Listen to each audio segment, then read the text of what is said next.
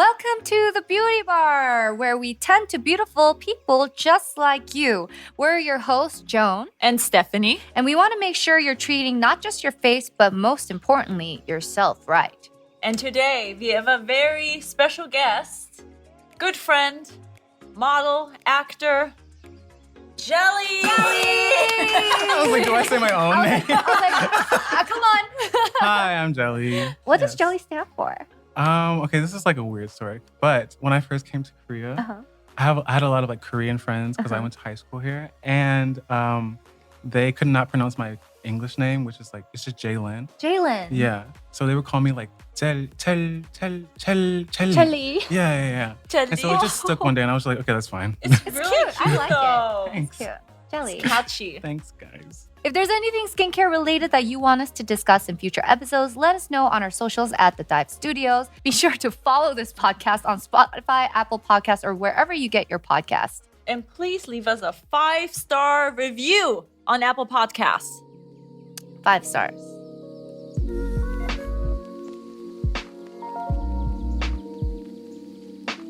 Hi, Jelly. Hi. Hey. How are you? Hi, world. You just came on a drama I in know. Korea. I did. I did. Okay. So my debut drama it aired in Korea, I think last week, but it also airs again like tonight at like 12:10 on TVN. It's called Mint Condition. One of my co-stars is Red Velvet's Yeri. So if you guys are fans of her and want to join the show and want to like just like vibe out and like watch us do whatever we did, yeah, go check it out. He's like, if you care and If you want care to at see us all. vibe out, just check it out. Yeah. So You did that so calmly. So I was like, I'm so impressed. Sorry. Oh, so I actually haven't watched it, but tonight at 12, Okay. I will stay up and Thank watch you. it. Oh, Thank you. On Thanks, TV. guys. I don't have a TV, so It's okay. I don't either. If you guys want to come over. But the thing is, I had to watch it online. Like there's like a app, like a website called TVing or something like that. And like it's kind of like Korea's YouTube. So it has like a bunch of different channels that you can use. But you have to like subscribe to that like you do at Netflix. But if you like just go in and like you see the drama airing already, you can like watch it for like 3 minutes for free. And then when 3 minutes is up, you can like refresh the page and keep going. And that's what I did. How long is the drama? It's like an hour. every 3 minutes. Every 3 minutes. But it worked out. Like you never missed anything. You just kept refreshing. That's how I watched it. Wow, you learn much more than beauty on this show, do we?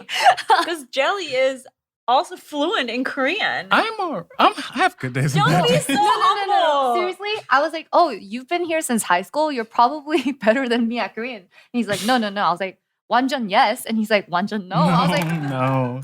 yes. I have good days and bad days. I think even with my English, I have good days and bad days. Same. So yeah. You might recognize Jelly from Jamie's podcast. What would Jamie do? You were a guest a couple of times. I was. I think we did like 3 or 4 episodes together. Oh, wow. It was like really fun. So, You're going to have fun today too. Yeah, I know. Yeah, I'm ready. Yeah. Drink this right now. Yeah. One moment. So much fun. Oh. Cheers. Oh man. Fun. Okay, I'll drink too. We all took a So shot. much better. Okay. So much better. And with- actually, Jelly was the one who connected me with Dive Studios. I am. Oh my Yes. I I owe am. him everything. this. Yes. And now I want my 20%. I don't know who pays, but it's to me. I owe you a lot. And my Oh. firstborn child. So I will not take it. Wait, so how'd you guys meet? we met at a Starbucks, I think. Yeah, we just two, randomly? It's like, two hey. lads. Two I'm like, Amer- hey, you're also a foreigner here. Yeah, two foreigners in Starbucks. No. We have Someone connected you guys. we have a mutual friend. And she's like, I'm with my friend Jelly. I think you like him. Ah, okay. He's And then really she sweet." hated me. I'm kidding. And I'm like, what a weirdo. Okay. I met you before. We have At met a before. party. We met at a party. Wow. Joan knows everybody. At parties. Only at I parties feel like I always exclusively. meet people at parties. Yeah. So you're the social type of parties because I just stand awkwardly in a corner. Oh no, I No. in the middle. Let's go. I said hi, then I ran to the corner. Yeah, he was at the corner. But I was just scared. why? I didn't know anybody. I'm like that too. I'm like, Oh. and then like next time, now that we know each other, I would drag you Please to do. the I need middle. a push. Okay, I'll push you. Except one time I came to a birthday party and I walked in and Shelly was twerking. I don't remember that. I don't remember. You liar. That's the first thing I in the corner. I think, wait, I do remember that day. Oh my God, I remember late. that day. Oh, man. I remember that day. I do. And here's my this is what I have to say. I got there and like in a taxi and I have like marmy. It's like no like really like if you know the word marmy, you're good at Korean. What is that in English? Marmy is like car sickness. I have like really bad car sickness. And so I got out of the taxi and I was like, I need a drink. I had like 2 shots of like tequila and 2 shots of whiskey. And then after that, everything was darkness. Wow. Well, let's keep drinking. We might see some of that tonight. I'm resting. It was just so funny because I came late and this is the first thing when I walked in. I don't remember seeing you. I don't remember at all. Do you remember seeing me at the party? I do. Okay. Because my hands were cold. Huh? I was a little bit. I think you missed it. At that one. Oh, yeah? Uh-huh. Okay. Did I leave early? I don't know. No, I think I left before you. Oh.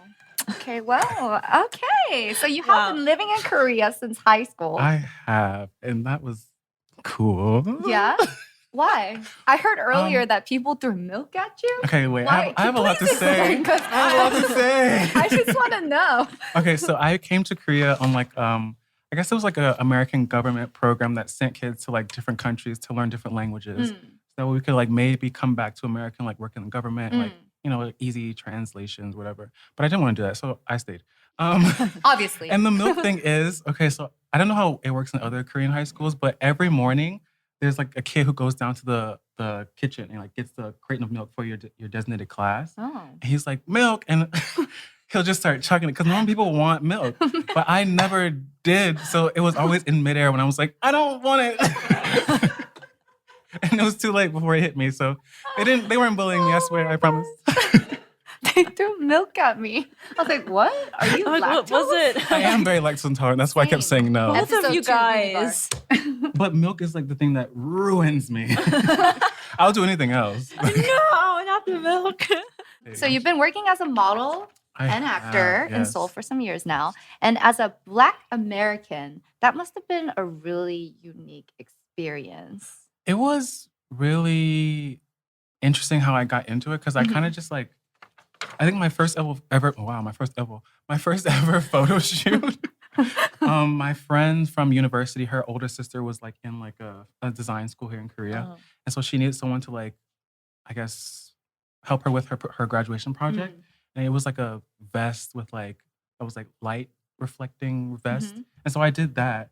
And then people from her school started to like see like, oh, like this guy did this project. I wonder if he'll do it for me. And then I did a couple of like projects for those kids like at the university.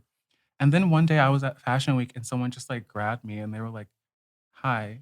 As you're standing in the corner. I literally was like I'm in the shade. Like I'm in the shade. I'm in the corner just crying and like in the shade. And then I met like a bunch of like cool people, a couple of designers. And then like, I guess a designer I met there, like he put me in my first show. And then that was like 2018. And now you have a drama. And now I'm in a drama. That's so cool. I'm really not. Like this whole thing that everybody's perceiving me as, don't do it. Like whatever you think I am, I'm not. Yeah, it was really cool. And I'm still kind of like, I'm now transitioning into like acting. And it's really cool because I never thought I would act in Korea. Yeah. I just never thought it was something that I was like even qualified to do just because like, I know I do speak Korean, but like, I'm always like, it's like on TV. Like people are going to like listen and be like, you know? But I feel it 100%. Like, fortunately, we had really good feedback for the first airing of our drama. So I'll try to watch it. Yeah, I'll somehow go on the TV-ing, keep refreshing every 3 minutes. I'm going to watch it. I'm not gonna lie, it was humiliating. Why? Because I learned so many different things for the drama. It's my first time acting. I actually recorded the OST for the drama itself. You sing too? I do a little bit. Yes, he's really what good. What do you not do? Like, what do you not do? Come on. He also dances. Drink milk. Yeah, I know. He twerks, right? Oh yeah, you don't drink milk. Okay, there we go. We found something he doesn't do. Okay. But it was like I learned how to like act. Like I learned how to like react to people like talking. Like make sure like you're involved in the scene. And like to record a song, I never did that before. And also my character does like taekyon, which is like Korean martial arts. And I had to go to a class. I know. Don't laugh. Don't bully me too hard. Stop laughing. I'm just imagining you doing it. It's just really cute. It was like a lot. Cause like it's not like taekwondo where you can like kick and like, scream. Right. I had to like lift my leg and like flick my leg. I don't know how to describe it. Just go look it up. But yeah, like stuff like that, like intense like muscle stuff. Yeah. And I don't have any muscle on my body. No. Yeah, no. I'm kidding. I have to go. Bye. I'm kidding. I don't either. It's okay. Yeah, I learned a lot of things, and I'm just like really. I'm excited. Yeah. For more things to come. Working in Korea and in this beauty industry in Korea and entertainment industry, do you feel there is an inclusive representation of products that actually work for different skin tones?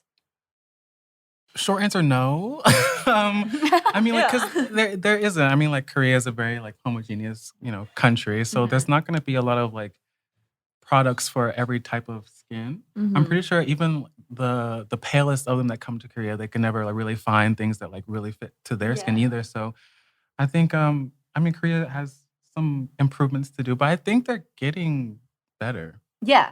And I can't say that I'm not like the expert on makeup. I really don't really wear it. I am today though. So if you can tell, please give me a like. Please give us a 5-star rating. But I know a lot of my like I guess women friends who come from like really different countries. They'll come here and they won't be able to find anything that they really use. Even the males that come here that really want to use makeup. But yeah, I think it's changing slowly, but surely. Yeah. And how do you feel about that? Like here with makeup artists, do they know? Are they educated about darker skin let's tones? talk about our makeup artist experience because I'm sure we all have different ones, right? Yeah. Okay, starting with you. Okay, so I think the first few shoots that I did, they just didn't put anything on me. Oh, really? Maybe just like lotion. Because you have good skin.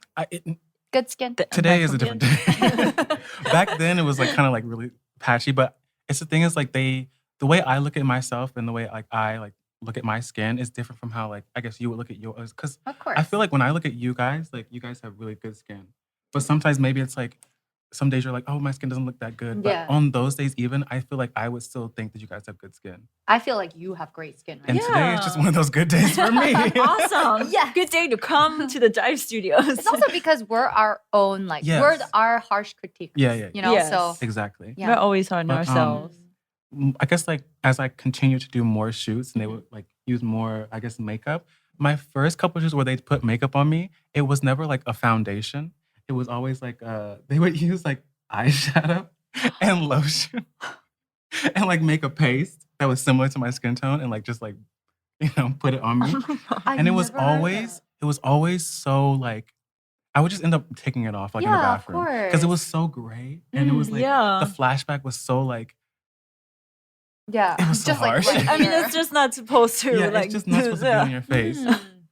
So I would always just go into the bathroom and just like kind of like wipe it off to the best of my ability. Get your makeup done. I was like, I gotta go to the bathroom. Yeah. Double cleansing. Yeah, but then when I went back to the States for like a visit, I actually bought my own foundation and then I would start to bring that around with. I got kind of tired of it because I was like, you know, this is mine. Like, yeah, it's I want to use it for me. In a like, sense, their job, like to know about that. Oh, you're right. But I think a lot of makeup, I don't know what it takes to be a makeup artist, but I feel like it can be like different from like different types of skin. But I feel like for the jobs that I was doing, all I really needed was a foundation and like my eyebrows. And like none of them really knew what that was. So I think like but there are a couple that really know how to like do darker foundations and stuff like that. Because they'll have it actually.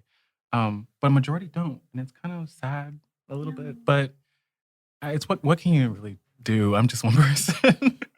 Oh, that must be frustrating though. But I'm sure you guys have your own like horror stories of like, you know. Kind of like you, I take my own foundation to the makeup artist because I don't like how pale I look after getting my makeup done. I'm like, I'm not 17 whole. Like I am 23 or above, you know. I like looking tan too because it looks healthier in my opinion. Yes. So usually I'm just like, I'll do my own face makeup. Can you just do my eyes or like the rest of it? Or I would go in with foundation and saying, it's done, just do the rest. Like kind of thing in a nice way. But I think nowadays they got used to it. I would go in and tell them, I'm like, I don't like looking pale. I don't like it. So they kind of accommodate to that. But before I used to freak out because it's like it feels so good when you get makeup done because it feels very therapeutic and you just sit there with your eyes closed, get your makeup done. Yeah. And then when you open your eyes, you're like, I don't look like this. It's like, I need to go. I can't remove my makeup because it's so obvious that I have makeup on. So I'm just like, oh, please. Yeah. Oh. How about you? Well. We all have Let me tell you. I have a lot. Being, Caucasian from Europe, when I come here, and in the beginning especially, makeup artists here, they think I'm white, and they're like, we'll use the lightest foundation we have and just slap that on it. But I'm still like my undertone, my skin is not pink. Okay. So I'm not like pinkish, like white, like our previous guest, if you know Cecil, she has like very, very light skin. I don't have that. So if you put that on, it's just so white on my face. And so I always have to tell them, I'm like, can you not like do it too white? Yeah. That's not my skin tone. And so that's been definitely a learning curve. I feel like the makeup artist I work with now, she gets that. And it's not just like use foundation shade 0. Like she figured it out. It needs to be a little bit. There's also a difference, for like my skin, different undertones. So she gets it now, but in the beginning, it's like a clown. I feel you. I think one thing I noticed is like when it comes to like models in Korea, it takes you a while to like gain like a status. And once you have like a certain status, then the makeup artists will start to ask you like how you want your makeup to be done. Because I remember going to shops and then going to like just the shoot with like their own makeup staff is totally different. Because at the shops they'll be like, okay, so how do you want us to make you look? Or like they'll ask your manager like, how should the makeup be for the shoot? And then that way they'll like do more of what you want. But like at like a shoot that has their own like hired makeup artist, it's kind of just like they'll just do what they know how to do, which may not be like the best for your like skin tone or like your skin, but yeah, it takes a minute. I love when makeup artists, before you even meet them, they research you and see how you usually do your makeup. So recently at a photo shoot, the makeup artist said to me, she's like, oh, like, you normally go for natural red eyeshadows. And I was so shocked. And I like loved that she did her research. She looked you up. Yeah. And it just felt nice. And I was like, I trust you. Do whatever you want. Do whatever. Like that's how it was. Yeah. I think beat my face. Yes, please. But one thing here that I do like that Korean makeup artists do compared to the USA, they do like a little skincare thing before. Come here. Yeah, and I got excited. I'm sorry, I don't know why. Yes, skincare. Yeah, I love it. That they do like a little bit of like, the lotion and they massage your face a little bit, get that condition of your skin good before they slap that makeup on there. Right. Versus in the USA, they're just like, I'll just like pile that on there and then good luck with it later. And so I do like that here. That they take care of they give you a little face massage. I'm like, yes. The first time that happened to me, I was so shocked because she was like massaging right here. And it's so like, I guess I just have a stressed out face. And so it was so like tight. Yeah. And I was like I was screaming in the chair.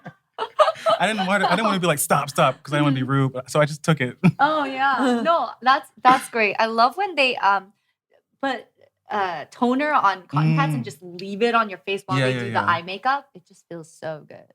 I love when they care about skin more. I love when they care about me. Like, yes, someone cares. I also noticed. Have you seen the eyelash curling that they use a wooden stick and they light it on fire? Yeah, I have seen that. I love that. The first time I was terrified. Me too. I'm like, what's happening? That's like a wooden stick that light on fire, like a mini eyelash curler. Yeah. It was so scary. I'm like, why are you putting that near my eye? You just burn your eye. I'm like, after they curled my eyelashes with that stick, I was like, can I have that stick? So I've been using it to curl my eyelashes. Just light the stick every time. I was like, can I please have your stick? Like the wooden stick. I want it. Yeah, a wooden chopstick from Johnny Jump. Or like the tteokbokki sticks, when you eat the tteokbokki. But I asked them for the wooden stick the first time around because I was like, where do you get that? They were like, oh, this? Like, you could get this for like $1. I was like, can I just have that one? Because she's going to throw it away anyway because she's not going to use it on other people. So it was, So thank funny. you. We love so much. recycling. Yes, Come on, I do. recycling.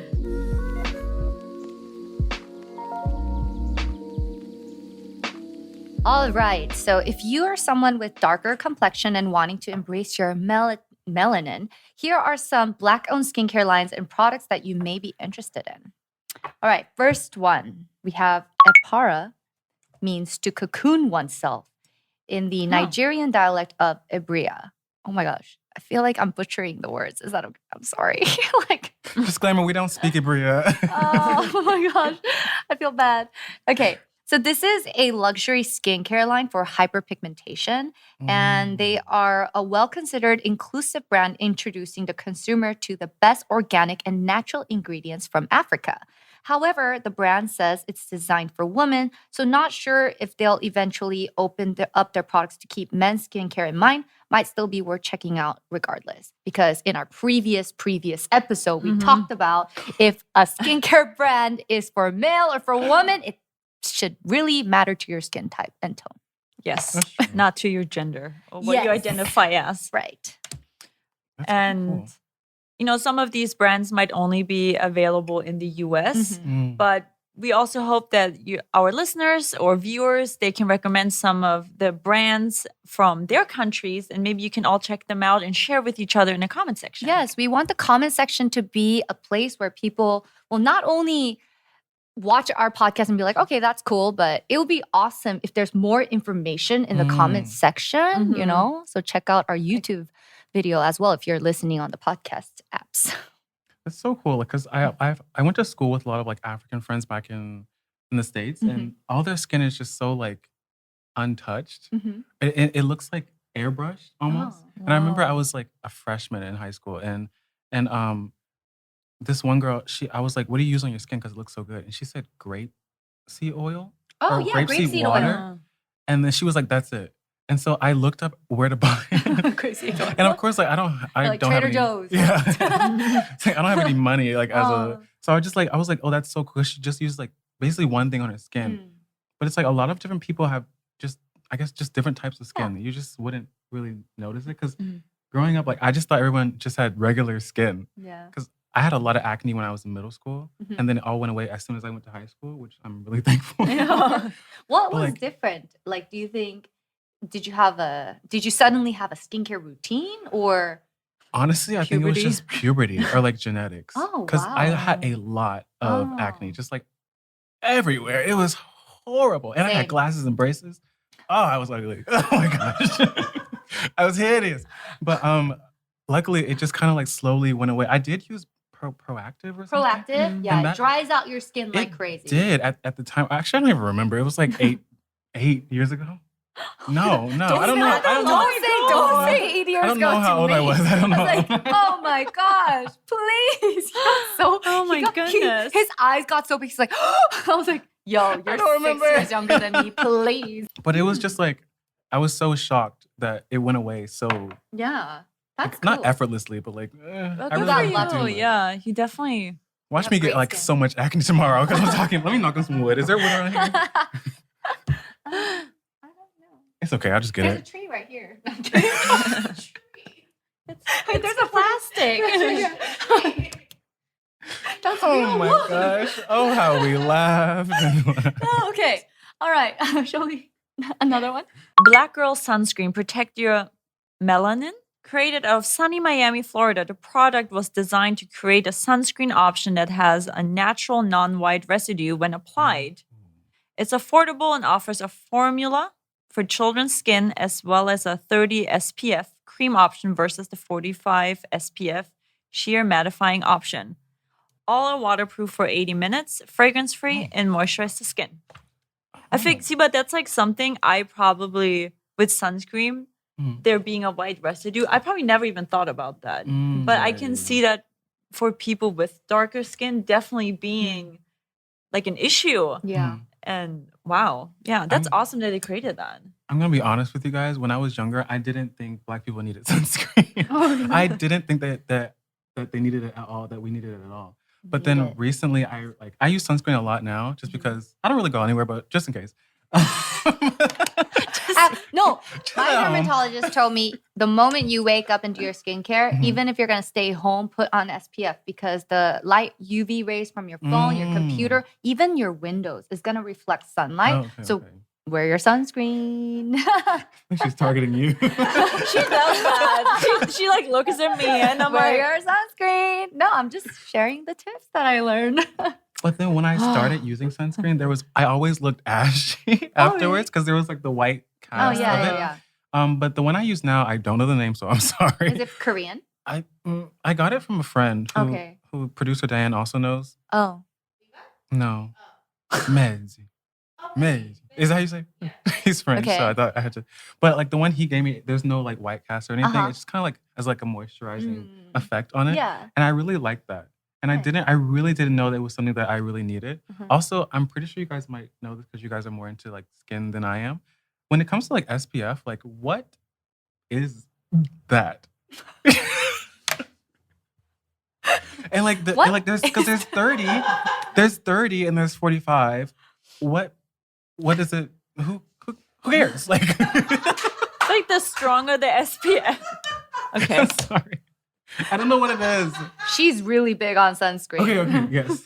What? You tell your younger sibling too. Oh yeah, I did. I mean, the stronger the SPF is, the more it protects you. I just remember when we used to go on vacation in Italy, if you don't want to get too burned, you would put on more SPF. Okay. It's just stronger, right? Oh, okay. It's just what it is. You want to layer it too because one application is not enough throughout the day because it will lose effectiveness. Okay. So I love how in Korea we have the cushion foundations with SPF in it. So you apply your sunscreen in the morning, you apply your foundation, and then throughout the day you could touch up, yes, your makeup, but also SPF. But it's very important to protect your skin from the sun because otherwise your dark spots will get darker. It's gonna damage your skin. So that's why SPF is important. Does that answer your question? Yes, it does. Because I just didn't know there were so many numbers involved, and math has never been my good like subject. There's a lot out there. I mean, I went to Malaysia and there was like an SPF 80, SPF. I think there was 100. I don't know. It was just shocking because the SPF was so high. Yeah. And so I think there's just many that you can choose from. Okay. Because I heard that I think maybe 30 or 25 is like perfect. Yeah. Right? Yes. Okay. Because I didn't know, I still don't know anything. Yeah.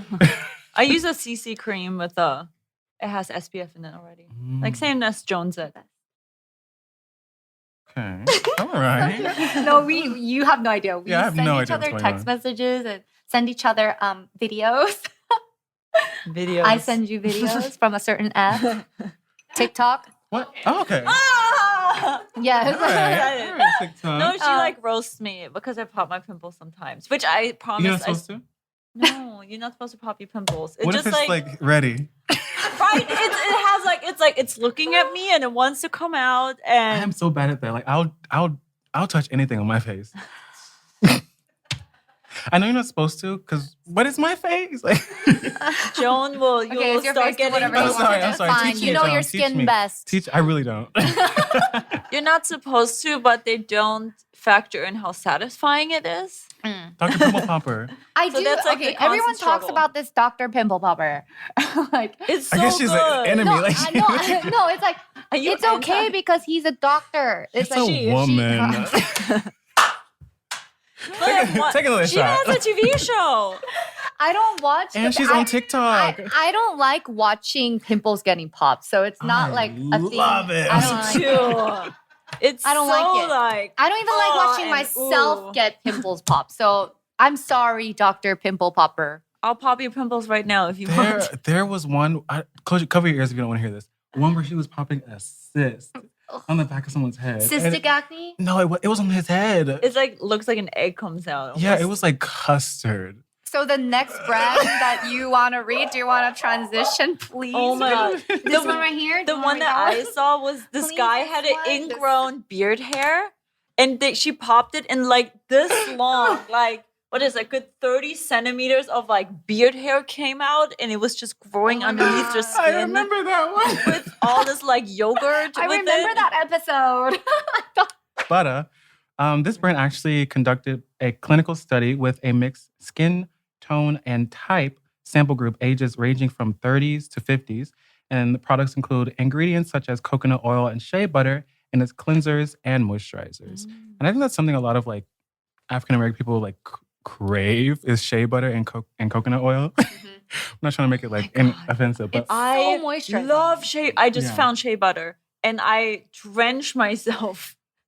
Like literally, just soaking in shea butter. It's so. What do your dogs think? Like, do they like? My dog used to lick my leg. I'm like, stop it. Dogs love butters. And now I keep advertising into my fiance. Hey, I'm like, after he showers, I'm like, can I? She doesn't have a ring today. She does not have a ring. I forgot the ring today. I'm embarrassed. I forgot it. It's okay.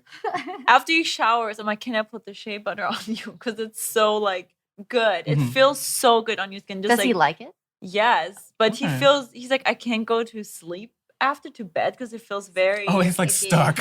But it feels so great on your skin, especially if you have dry, cracking skin on your feet or ankles. Just throw it on there, put on some socks.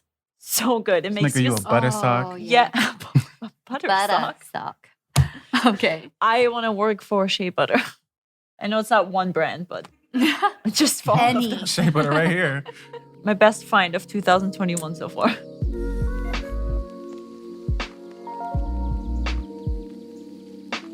There are some things that our listeners had to say on Discord. When it comes to Korean beauty standard, did you face any difficulties when you arrived since both of you were more than 10 back then? Example, trying to fit in, get a job, judgment from others, etc. How were you able to embrace and enhance, make it the best it can be, your natural skin tone? Trying to fit in, I think these days being Black in Korea is really praised. Like there's a lot of brands that really want to work with you based off of what you look like. And me being like African American, they really think that I fit with their aesthetic of their clothing. Right. So I've never been like shunned for like, my skin color. I mean, good. I'm sure there are a lot of people that have, and they have like thousands of stories of their own that they could possibly share with you.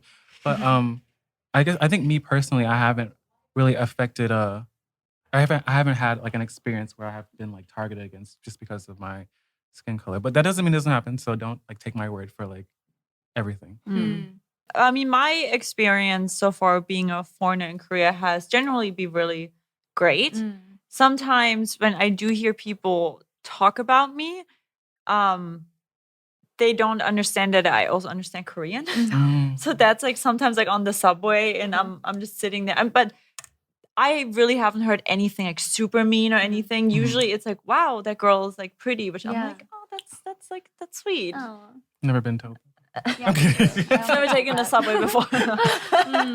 No, actually, when I was in high school here, they I'm a foreigner. I'm African American, and I used to wear like a uniform.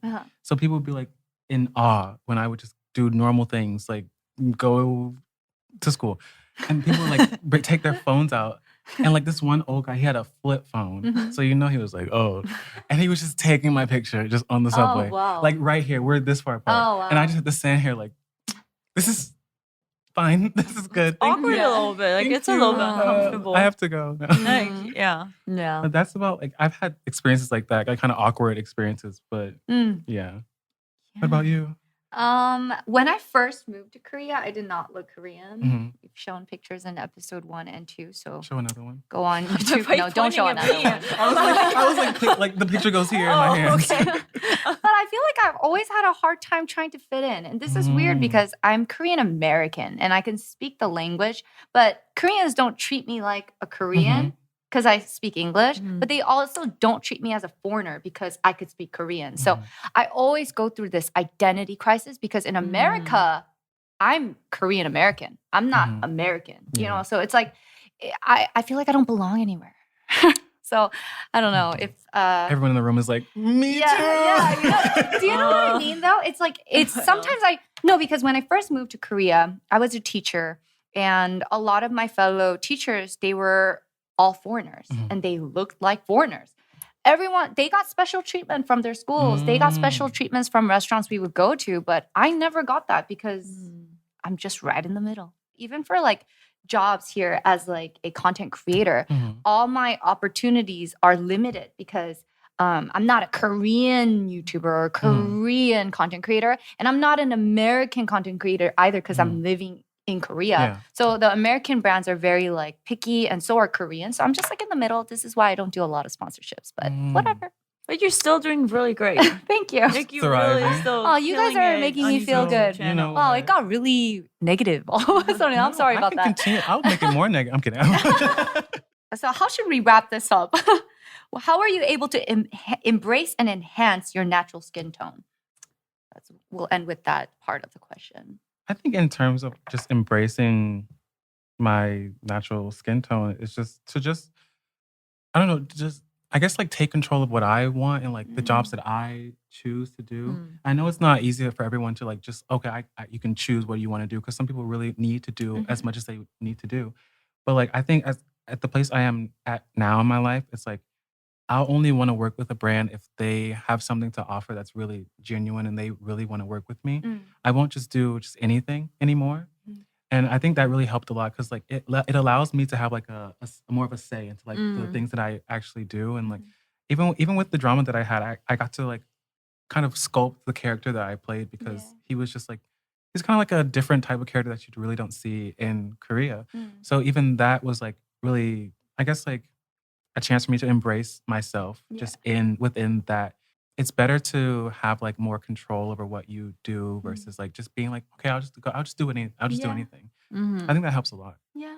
I've been around a lot of different types of people in Korea, and I realize a lot of the foreigners that come to Korea have this like perception of like a beauty standard that Korea has already, and so they'll try everything that they have in their power to fit into that small space of the beauty standard, and it really damages a lot of young girls, a lot of young boys' self-esteem, really, when it comes to like being like, oh, how should I look? How should I dress? How should I cut my hair? Like, there's a lot of people that will only like, I guess, base their lives off of what they think Korean people will like. Yeah. And that's really damaging for a person in general. So I think to get over that is just to live the way you need to. That's good for you.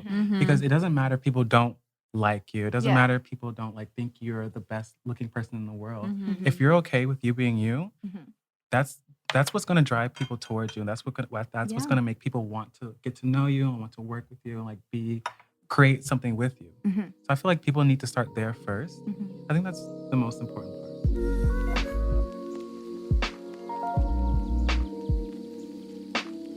Thank you so much, Jelly. Yes, for my pleasure. coming on the show. My pleasure. So It was such a treat. So fun. Please Absolute pleasure. share where we can find you. Oh, you guys can find me on Instagram at Jellyism, which is can I even spell?